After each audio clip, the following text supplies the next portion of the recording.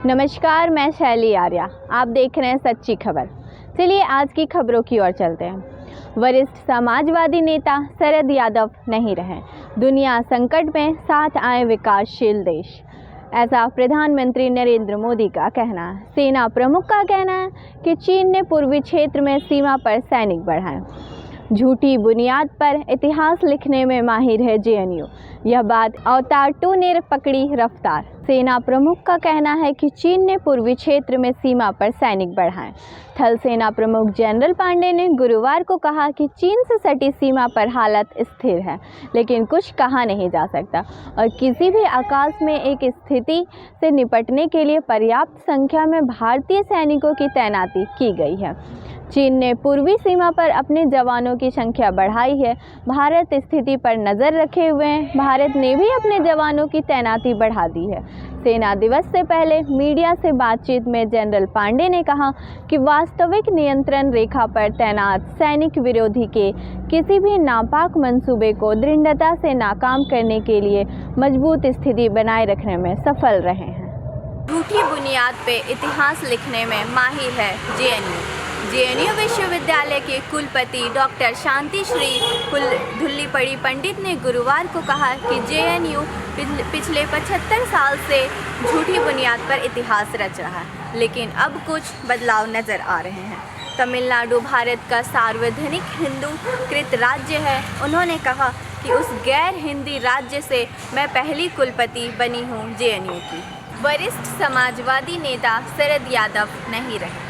वरिष्ठ समाजवादी नेता और जनता दल के अध्यक्ष शरद यादव नहीं रहे। उन्होंने 75 साल की उम्र में अंतिम सांस ली। यह जानकारी उसकी बेटी सुभाषिनी यादव ने फेसबुक के जरिए दी। उन्होंने लिखा, पापा नहीं रहे।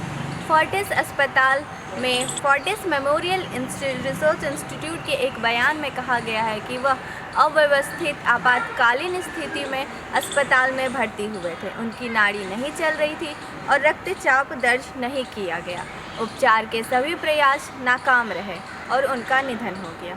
दुनिया संकट में, साथ आए विकासशील देश। प्रधानमंत्री नरेंद्र मोदी ने गुरुवार को कहा कि दुनिया अव्यवस्थित स्थिति में है, ऐसे में विकासशील देशों को आगे आना चाहिए। उन्होंने कहा कि ऐसे हालत में विकासशील देशों को एक साथ आकर वैश्विक राजनीतिक और वित्तीय प्रशासन की अव्यवस्था को नए सिरे से तैयार करना चाहिए, जो असमानता को दूर रखे और अवसरों को बढ़ाए। प्रधानमंत्री ने वॉइस ऑफ ग्लोबल साउथ शिखर सम्मेलन को संबोधित करते हुए कहा कि वैश्विक दक्षिण क्षेत्र को ऐसी प्रणालियों एवं परिस्थितियों पर निर्भरता के चक्र से बचाना चाहिए जो उनके अनुरूप नहीं है। झूठी बुनियाद पे इतिहास रचने वाला जेएनयू। जवाहरलाल नेहरू विश्वविद्यालय के कुलपति डॉक्टर शांति श्री धुल्लीपड़ी पंडित ने गुरुवार को कहा कि उनका विश्वविद्यालय 75 साल से झूठी बुनियाद पर इतिहास रच रहा है, लेकिन अब कुछ बदलाव नज़र आ रहे हैं। उन्होंने यह भी दावा किया है कि तमिलनाडु भारत का सार्वजनिक हिंदू राज्य है, जहां से मैं पहली कुलपति बनी हूं जवाहरलाल नेहरू विश्वविद्यालय की। अवतार 2 ने पकड़ी रफ्तार। अवतार 2 ने 16 दिसंबर को बॉक्स ऑफिस में दस्तक दी थी। इसके बाद उसकी करोड़ों में कमाई हो रही है। बॉक्स ऑफिस पर जबरदस्त कमाई कर रही फिल्म सिनेमा घरों में आने के 4 हफ्ते बाद भी करोड़ों की कमाई कर रही है।